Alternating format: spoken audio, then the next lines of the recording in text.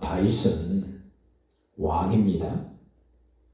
그리고 지금 요압과 더불어 군인들은 목숨 걸고 전쟁을 하고 있습니다. 암몬을 정복하고 라빠에 에워싸서 지금 치열하게 전쟁을 하고 있는데 왕이 출정해야 됨에도 불구하고 다윗은 예루살렘에 있습니다. 그리고 밤중도 아닌데 낮잠 자다가 깨어나서 왕궁 옥상을 거닐다가 저 건너편 어떤 집을 내려다봤더니 한 여인이 목욕을 하고 있는 장면을 보게 됩니다. 잠에 깨어나서 아마 제정신도 아닌 것 같습니다. 그래서 자기 신하를 보냅니다. 저 여인을 왕궁으로 데려와라. 데려와서 동침을 합니다. 그 여인을 오늘 3절에 이렇게 소개합니다. 엘리암의 딸이요 햇사람 우리아의 아내 밧세바다 이렇게 소개를 합니다. 이 밧세바를 이야기할 때 꼭 앞에 햇사람 우리아의 아내라고 성경은 소개를 합니다. 얼마나 충성스러운 군인이었는가.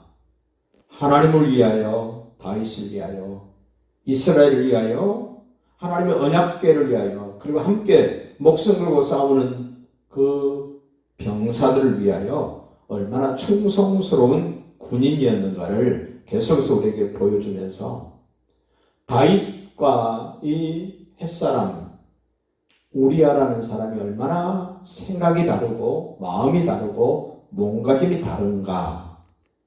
한낱 군인이었고 비록 전쟁터에서 어떻게 보면 억지로 죽게 만들었던 한 병사에 불과하지만 그 햇사람 우리아라는 사람의 이름은 성경에서 계속 반복되고 반복됩니다.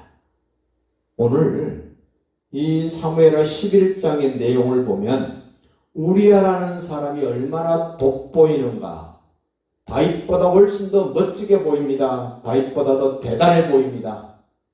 그래서 다윗은 우리아를 죽게 만드는 살인자가 되는 장면을 보게 됩니다. 우리는 다윗의 모습을 보면서 2절 보실까요? 저녁때에, 아직 밤중이 아닙니다. 저녁때에 다윗이 그의 침상에서 일어나 왕궁 옥상에서 거닐다가 그곳에서 보니 한 여인이 목욕하는데 심히 아름다워 보이는지라. 낮잠 자다가 깬 겁니다. 그리고 왕궁 옥상을 거닐다가 갑자기 눈에 들어온 한 여인이 있었습니다. 그 여인을 범하고 임신을 시킵니다. 5절 보십시오. 그 여인이 임신하며 사람을 보내 다윗에게 말하여 이르되 내가 임신하였나이다 하니라. 다윗이 깜짝 놀랍니다. 남편은 군대가 있고 전쟁터에 나가 있는데 그 아내가 임신했다. 다윗이 이제 계략을 꾸밉니다. 우리아를 소위 요압 군대 장관에게 휴가 보내라고 통지를 합니다. 전쟁터에 나갔다고 돌아오면 당연히 자기 집에 가서 아내와 동침하고 거기서 먹고 마시고 잘 줄 알았더니 이 우리아 자기 집으로 가지 않습니다. 9절 보십시오. 그러나 우리아는 집으로 내려가지 아니하고 왕궁 문에서 그의 주의 모든 부하들과 더불어 잠지라. 집에 가지 않습니다. 다윗의 마음은 우리아가 집에 가서 그 밧세바와 함께 동침하기를 바랬는데 우리아가 가지 않습니다. 그 내용을 다윗에게 보고를 합니다.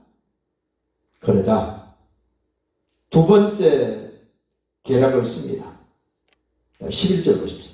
우리아가 다윗에게 아뢰되 언약궤와 이스라엘과 유다가 야영 중에 있고 내 주 요압과 내 왕의 부하들이 바깥 들에 진치고 있거늘 내가 어찌 내 집으로 가서 먹고 마시고 내 처와 같이 자리까.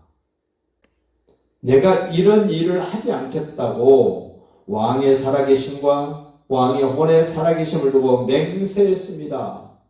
이런 충성스러운 신앙.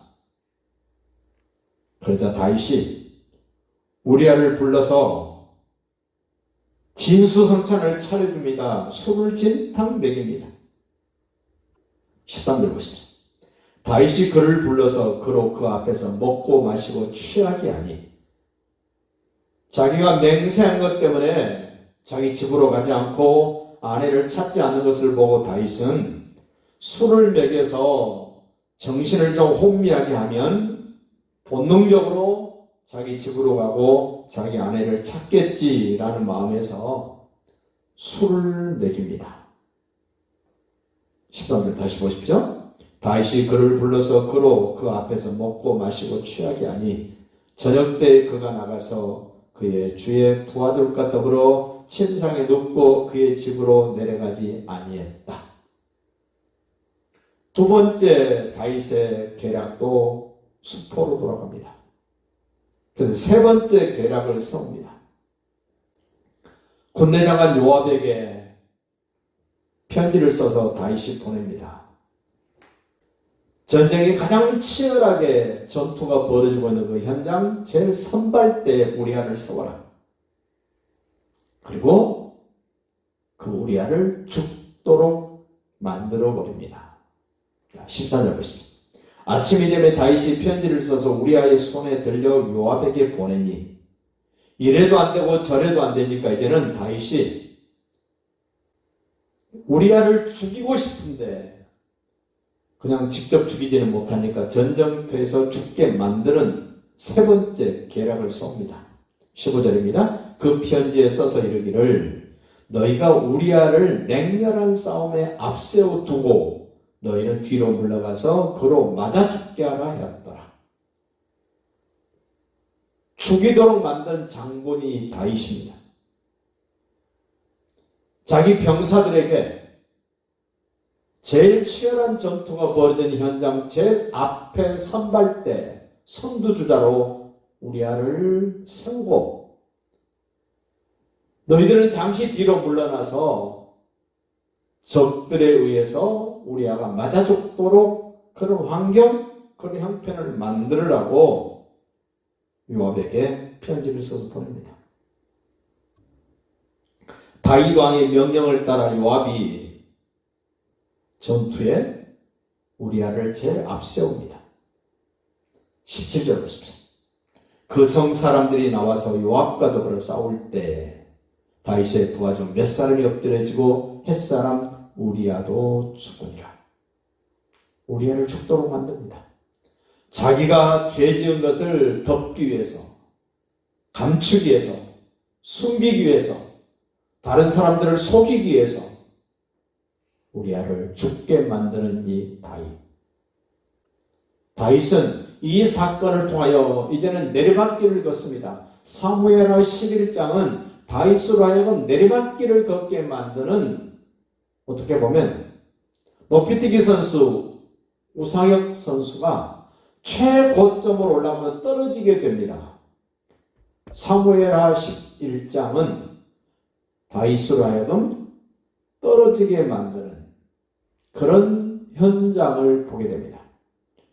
나중에 열왕기상에 가면 솔로몬도 열왕기상 11장에서 그도 내리막길을 걷게 됩니다. 아버지 다윗도 솔로몬도 11m 높이뛰기 선수처럼 최고점에 올라갔다가 떨어지는 장면을 보는데 오늘 우리도 내가 어느 정도 신앙이 올라갔다면 이런 실수, 이런 죄로 말미암아 내가 떨어지는, 내가 망가지는 그런 일이 발생되지 않도록 마땅히 해야 될 일, 내가 있어야 될 자리 바르게 지키면서 승리하시는 삶이 되시기를 예수님의 이름으로 축복합니다.